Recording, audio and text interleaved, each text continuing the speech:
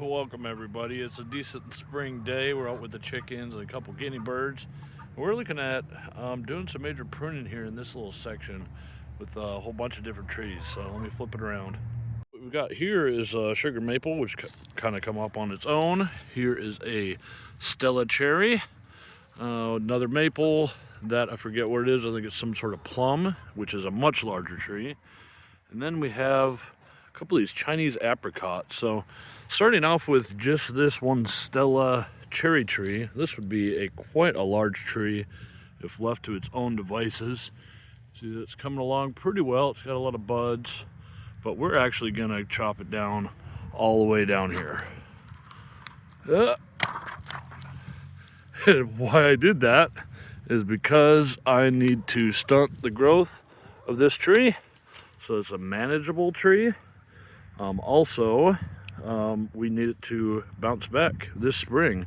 So all the energy that's in the roots were capable of growing all that extra mass. But now that we've cut off, let's say 30% of the mass, it'll now have basically almost twice as much energy as it needed to. And a lot of these other buds will become branches, which will make it a shorter and more bushier cherry tree. Kind of the same thing with these Chinese apricot. Whoop, as I fall down. Kind of the same with these Chinese apricots.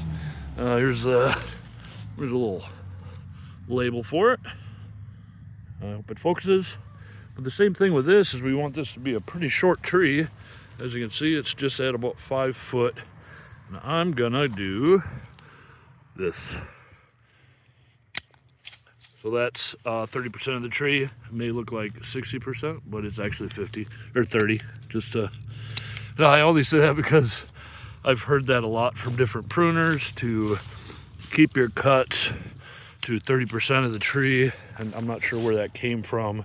But what I want is for these trees, just like the other one, just like the cherry, I have a couple of limbs here that will leaf out, but I want the surge of energy that comes up to make more branches.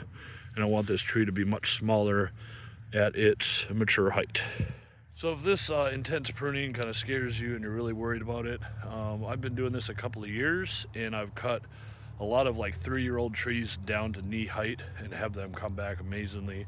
I'll be having a follow-up video on some peaches and pears coming out so you can see the before and after. But if you do have some trees that you want to practice on before you start, cutting down, $60 trees, just take a look at things like this maple.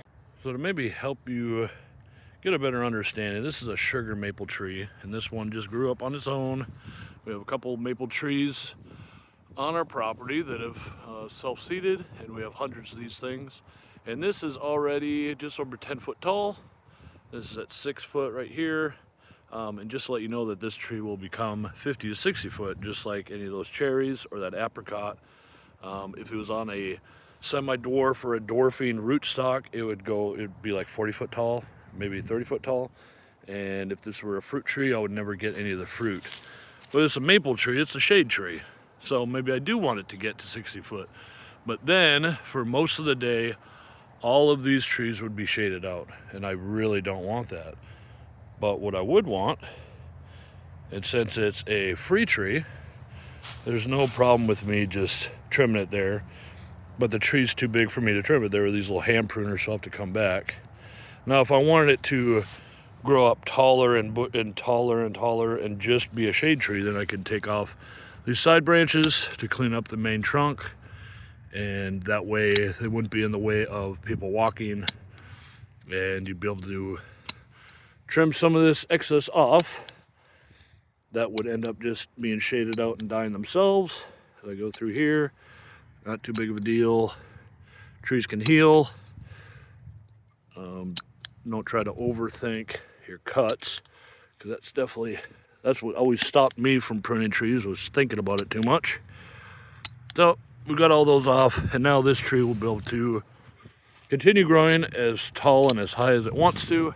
So back to my earlier point I was trying to make with that other sugar maple tree, was if it's a free tree, you can practice on. So here's another sugar maple, and it's just about as big as you'd get from like a 1-year whip, maybe 2-year whip.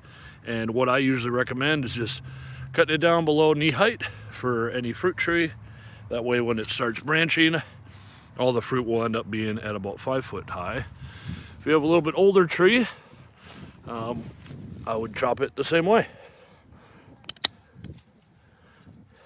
And it lives this way. I still have a nursery branch, what they call a nursery branch, and it's a free tree, so I could not do any more pruning in my backyard. See how these two trees bounce back, and then I could use that to kind of bolster my confidence in pruning some of these larger trees. Because when you get to something like this, it's almost like too scary. Now just kind of walk by the chickens here real quick. See, this one always gets stuck in its own little mess there. How you doing, Lucy? You he's waiting for the goji berries to start leafing out. Isn't that right? Isn't that right? You guys happy spring's coming? We need a little break from pruning to come say hi to the chickens, I guess. How you doing there? How you doing? Oh yeah? Oh yeah? Okay, let's go look at this first area and then get this video out, okay? All right. Okay, so just a couple of finishing touches. Here's that initial cherry. I want these maples to be bushes, so I'm going to be keeping an eye on a lot of my maple trees to make sure they stay bushes. This one might have been eaten up. I might have actually pruned that. That's actually a really good example. So here is the original deal here, and you see that cut that's right there. So that's why I pruned it, and then it just branched off right below that, and now it's got 3 branches. So in order to make it bush even more, we'll just cut it some more. There you go, and then you can just imagine there'll be more branches coming off of those, and it'll be a maple bush. Now the last easy tree in this whole little bunch, at least for me, for what I know and what I've experienced, is this sweetheart cherry. I haven't pruned that at all, but you can see it's kind of, I don't know, it's going to end up being 60 foot tall, but I have a couple branches here, another one there, another one there, so I really could just, I wonder if I should just cut it right there. Yeah, I'm going to do that. See if I can do it with my left hand.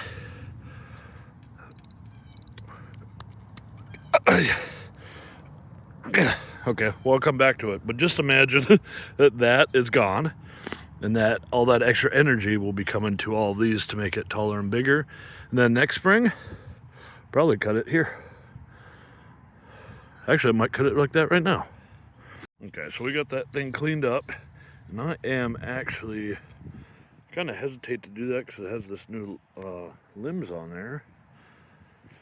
I think I will leave it just like that because we took off this amount of tree. We're leaving, of course, 70% of the tree left, of course. And I think this will be really good for it this year. Because we always have in the summer, we can always come through if it's growing too much in a weird shape. We can always trim it some more.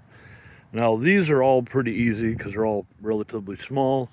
But with a tree like that, what could we possibly do with that? This one, and I appreciate everybody watching with me. It's hard to see the video screen here while trying to prune with all the glare and all of that. What I'm trying to do now is trying to buy myself some time to think about what I should do with this tree, because it's going to end up being 60 foot tall, and I really wish it had been cut here when it was young. And now we got another branch coming out. Oh boy.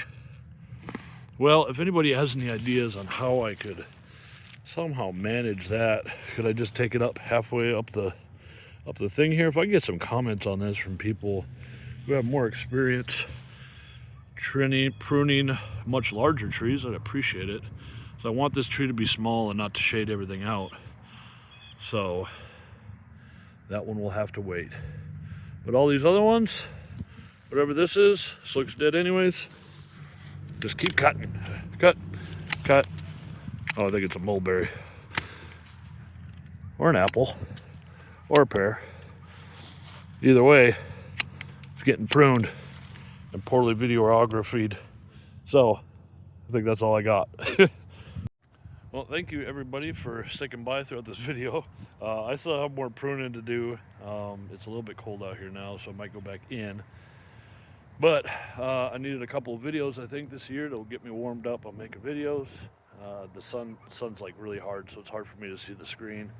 So I'll have to do a little bit better planning. But I'm glad I got to make the videos, show you, other than this giant tree, I'm not quite sure, I think a chainsaw, I don't know. Oh, all the other trees will be perfectly fine. I think we did a really good job with those. So thank you again for watching. And like I said, if you have any comments on this big old cherry, or whatever it is, I never even looked. Yeah, it's a van cherry. So if you have any comments or suggestions on that one, please let me know. If not, enjoy your spring. All right, bye-bye.